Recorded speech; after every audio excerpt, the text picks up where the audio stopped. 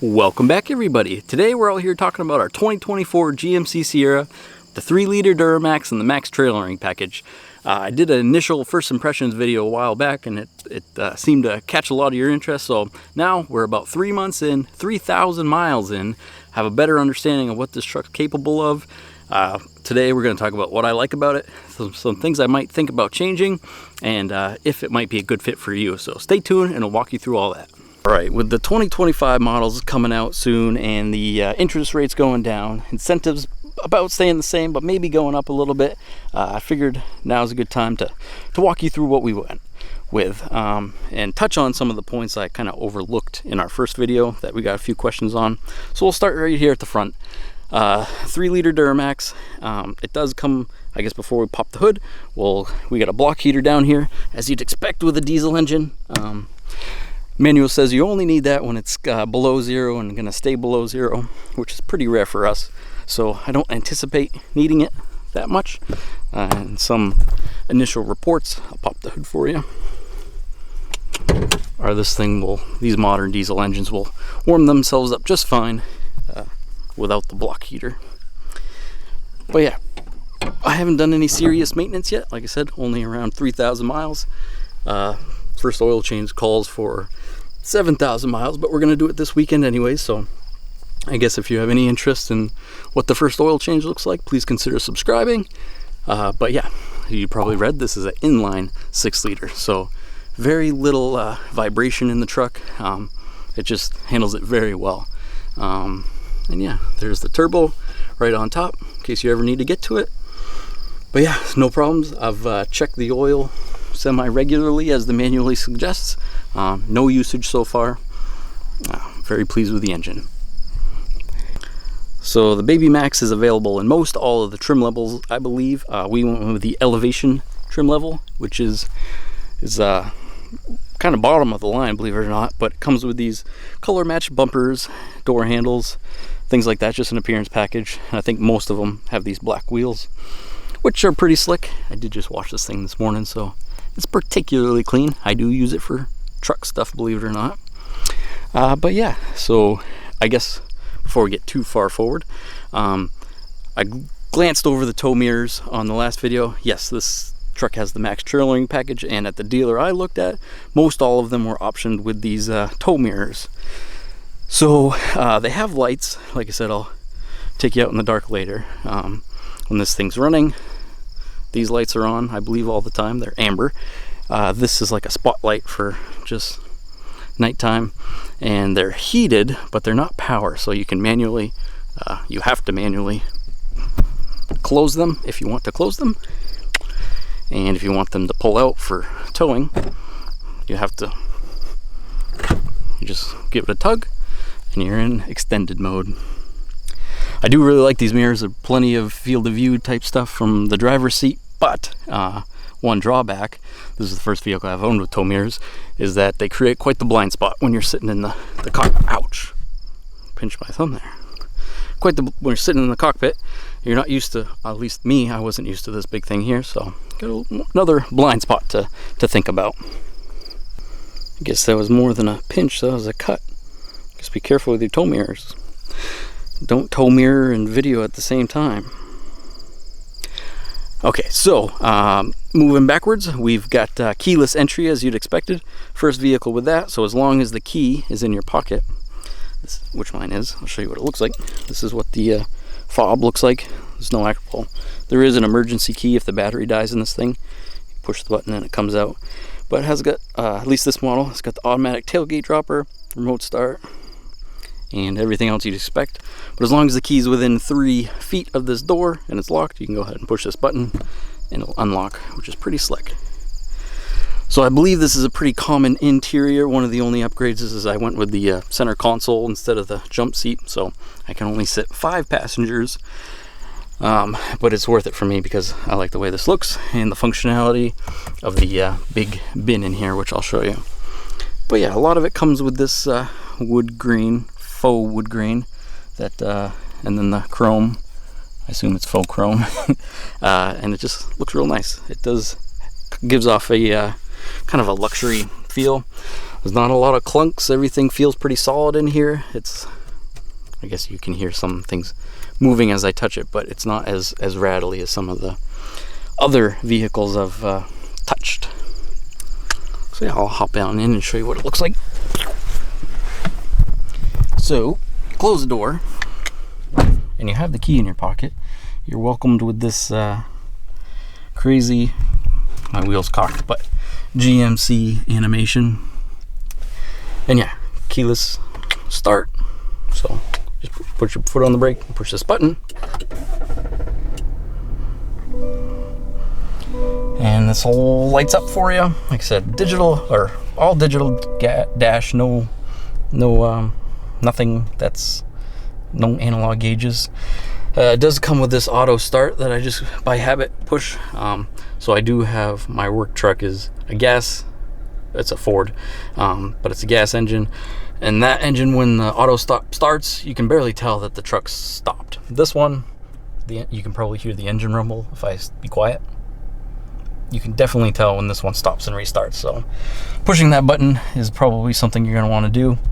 I touched on efficiency, and while this menu's up, I'll show you kind of what I'm talking about. So I've saved a trip most of the time I've had this truck. So the truck has 32, almost 3,300 miles, and about 3,000 of those miles I've saved a trip, which averaged 31.4 miles per hour, and we're averaging 27.8 miles per gallon of diesel fuel. So that's pretty fantastic. I did just fill up semi recently, and it's saying anyways, I get 650 to 700 miles per tank, and that was worth the cost of the diesel upgrade, so long as it doesn't have any problems. Very pleased with that. I got some solar glare, but this new upgraded, I think you could have gotten them in 2023, but 2024 and 2025s will all come with this bigger screen, plenty of real estate. Android Auto works slick. You don't need to see where I live. Oh, trying to sell a motorcycle. People are I do not want to trade for a 2008 Chevy Silverado. Actually, might be a good idea. Anyways, yeah, truck very comfortable. Let me show you my phone. It does have the wireless charging right here. You place your phone in there, and you're wirelessly charging. Yeah, this is all nice and grippy. Plenty of room for drinks. This cockpit is pretty slick. It comes with this tray. I had to add this tray on my old truck, but it comes with this tray. It's got USB ports. Under here is a regular 120 volt outlet, and yeah, it's got a light in here, so things light up for you in the dark, and otherwise you can keep this as neat as you want. And oh yeah, that's the light. I guess it's on. Put the tray back. I think that's mostly it for the front seat.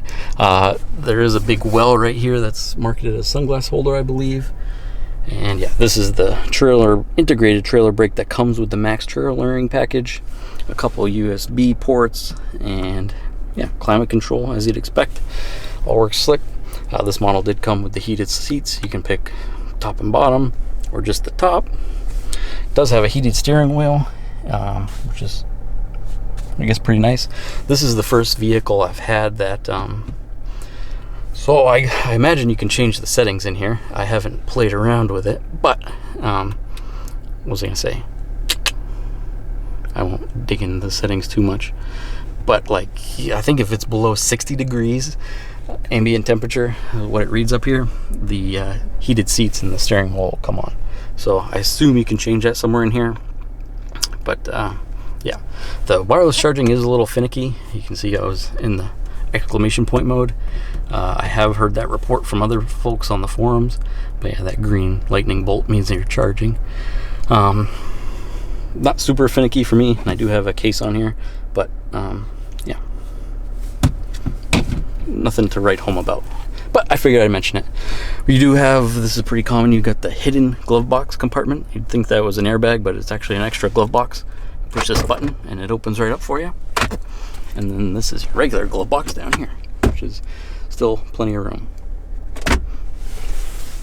And then as far as storage, you got your map pocket down there, which is nice. And plenty, you got 2 drink holders and plenty of room down there. Very pleasant cockpit. We had quite a rainy day the last couple days. And yeah, the ventilation worked fine in here. There's some of the window vent comes out of behind here. And yeah, just pretty slick cockpit area. Before we dig too much further in here, I will just relay that this is a generally stock vehicle. I've only done 3 things to it. One, I did a spray in bed liner, a Patriot liner. That's worked out really good for us. I like it a lot. Second thing I did was install these rear wheel well liners. They're plastic. And yeah, it didn't come with any, so it was just the gray. This is called sterling gray metallic, something along those lines. Really like the color. So yeah, plastic wheel well liners, and then the tonneau cover. I opted for that. I don't even know if it's called a tonneau cover, but the bed cover. But everything else is just about stock for now. And I'll dive into the back seats for you. I've actually never sat back here, but my kids seem to like it. Took the car seats out so you can see it, but same wood trim in the back, same amount of storage. Well, I guess you just got 1 cup holder in the door anyways, but you've got 2 back here, which is pretty convenient. And you got USB chargers and air vents and all those creature comforts your passengers might want. And yeah, so behind each seat you've got this hatch, and you can put anything you want in there. Pretty sizable. First aid kit. That's not super accessible, especially if you have a car seat there, but use your imagination. Adjustable headrests in the back. You do have plenty of car seat anchors. I saw somebody ask a question about that. This model came with rubber floor mats. I don't know if that's just a New England thing or an elevation thing, but nice rubber floor mats that cover a lot of things. Seats flip up quite easily. And then quite the storage compartment. I've got a jacket because it's fall. I've got a tape to measure things, a hat, binder. Yeah, this is where some of the tow accessories. There's a lot of room in here. Fit all kinds of stuff, especially if you're neat about it. And I'll put that back for you. I keep a towel down there because, like I said, this is a used truck. And when I have my dog in here, he actually did leave a scratch on the cover of this. I guess the scratch is hard to see now, but this is leather or pleather, and his claw, after we clipped them, left a scratch. Oh yeah, you can kind of see it in this light. But so now when the dog's in, I put a towel up there. I have to buy a gray towel to match this thing, so that one kind of sticks out. But you get the picture, and then you can just pull this down, I believe. Yeah. And I'll hop up there. Any of you that follow the channel know that I'm especially small. I'm about 5'4 3/4", 160 pounds. And so that means that the driver's seat is a little further back or further ahead, but I've got plenty of room. I can almost lounge in here. And I guess I have had 3. I got 2 little kids and a bigger kid, and they fit fine and can still see us. And I believe these are all going to come standard with the capless filler. So diesel and DEF. It's at 3,000 miles, and I've filled the tank 5 times, so pretty darn good. Well, I just got gas, maybe 6 times, or fuel, diesel. And DEF, I have not added DEF. I can show you on the meter. Maybe I will, maybe I won't. But I have not added DEF. The dealer topped it off when I bought the thing, and we're 3,000 miles in, and the gauge, it's a digital gauge, but it's still saying things are 3/4 full. And a lot of that has to do with the fact that I have not towed anything with this yet. If you read the manual or anybody else's testimony, DEF usage goes way up when you tow. And so yeah, keep that in mind. And we're working our way towards the back. Like I said, I did those wheel well liners. Happy with that. Before anyone bites my head off. Yes, I understand that they could trap moisture. Before I put those on, I sprayed the paint with Surface Shield and put those on. And before winter, I'll plan to take them out, spray them off real good, put another coat of Surface Shield. And I think the appearance and fewer rock chips are worth any risk of things going sideways. This model did come with the multi-pro tailgate, which I like a lot. I'll talk about that in depth. I don't use these corner steps, even though I am particularly short. I don't use them. It's nice to have. But yeah, so this tailgate, it has that HD camera like I showed you from the front. This is a light to theoretically aid in the backup camera's ability to pick up its surroundings when it's dark out. But these backup lights are not LED, I don't believe, and these are definitely not LED. That'll be one of the next upgrades I do, just to kind of, especially as we come into winter, aid in visibility at nighttime. So yeah, nothing to write home about as far as the light back here. But like I said, I'll show you this in the dark. And these, because I put this bed cover, this top won't open.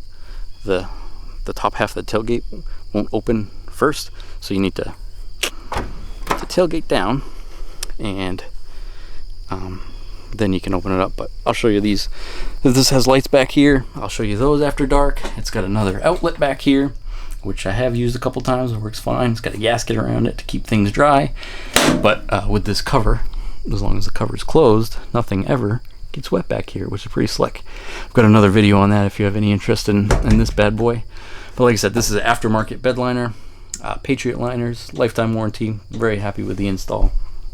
It's got 3 hooks on each corner, which seems like more than I could ever need. My old truck only had 2. The third one has become very beneficial. I'll back up and show you how this grab handle works. And I think that's the back of the truck. Oh, I'll show you one more thing.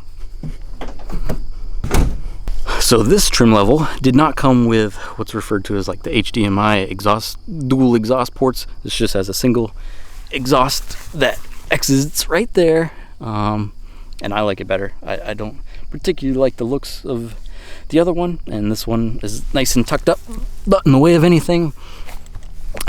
Very happy with it.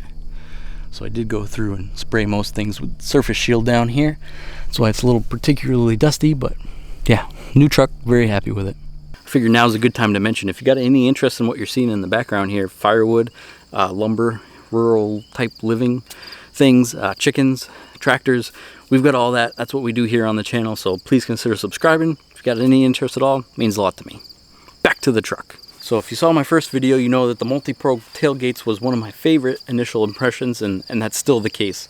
Being particularly short, this first method I'll show you has been particularly advantageous to me, and it's just being able to reach further into the bed. So you kind of have to hit these buttons in sequence, and both tailgate sections will open for you. And with this out of the way, I've got about 9 to 10 inches of extra reach into the bed, which, yeah, like I said, almost invaluable. Don't know that I could live without it going forward. And the rest of this stuff is just pretty self-explanatory. Kids love this, so it's easy for them to get in and out. And yeah, you might be able to tell that this seems a little stiff, and that's because of the Max trailering package. Particularly capable truck, but one of the sacrifices is that it rides like it could tow quite a bit of weight and quite a bit of payload, and that is the case, I believe. So this one says it can tow about 13,000 pounds with about 1,800 pounds of payload, which is great. We don't need this thing to ride like a Cadillac, modern Cadillac.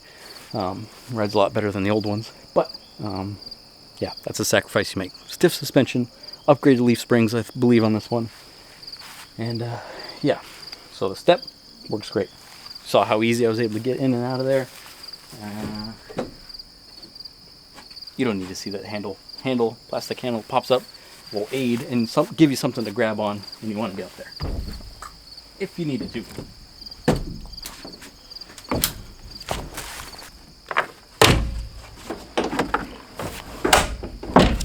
So this is one of the configurations that doesn't work great with this bed cover. This will block you, but yeah, this worked out great.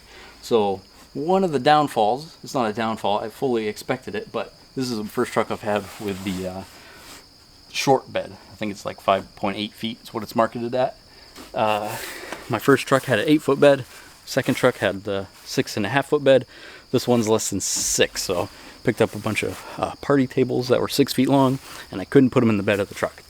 But they fit between, they were able to stick out through this thing, and that worked out pretty slick. And you can flip this up as like a kind of a cargo stop, just extra peace of mind that things aren't going to go anywhere. But yeah, it would make for a pretty long truck, but I could certainly live with a 6.5-foot or 8-foot bed. Maybe next time.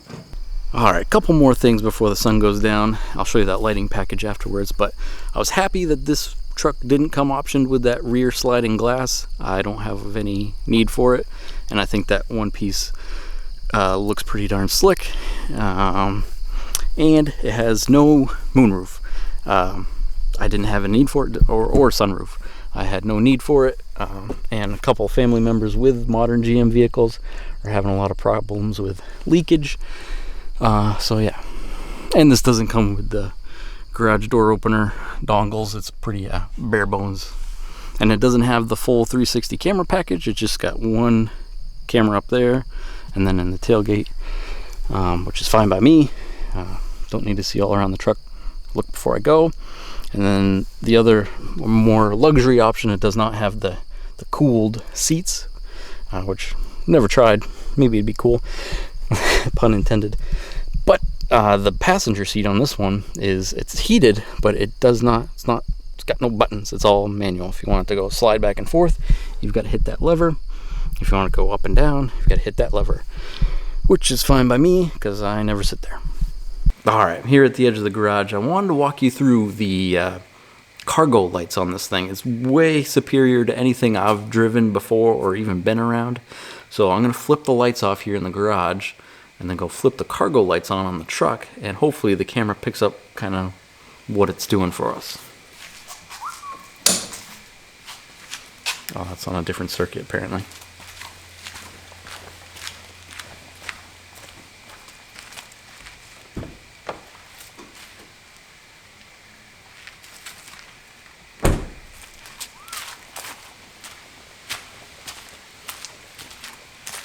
So how does that look? You can kind of tell what's going on. So the light on the tailgate I pointed to. Looks like the brightest thing the camera's picking up is the lights on those tow mirrors. So this, any kind of outdoor activity, I guess especially work. I try not to work too much at night, but like hunting, fishing, this is great. I wish I had this when I was younger, but I'll drop the tailgate, and the cargo lights also control the bed lights you saw.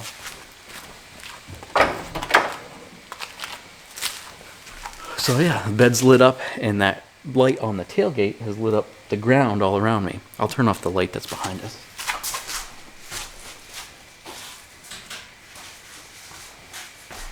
And I'll pop you off the tripod and take you around. Yeah, so most all of my other trucks, that was the cargo light up there near the third brake light. This truck is a little above and beyond. So you've got the bed lights, which I think is pretty standard on a lot of modern vehicles. But these, I didn't read the manual. I don't know what these are called. I assume area lights. So if you open the door, those, actually you could probably move them all around. But anyways, you can see the kind of light that they put on the ground before you get to the back of the truck, because everything else is pointing backwards.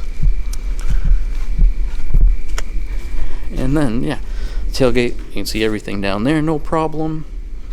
Bed, you can put this up. I don't know that it's super useful with that being back there, but still a light. And yeah, very happy with the cargo lights. Alright, here we are at nighttime, and as you can imagine, no complaints about the headlights either. These are my regular low beams. And this is what the high beams look like, and this is what the fog lights look like. There's a little peripheral light over there that's off. Fog light, no fog light, fog light, and high beams again. yeah, no complaints.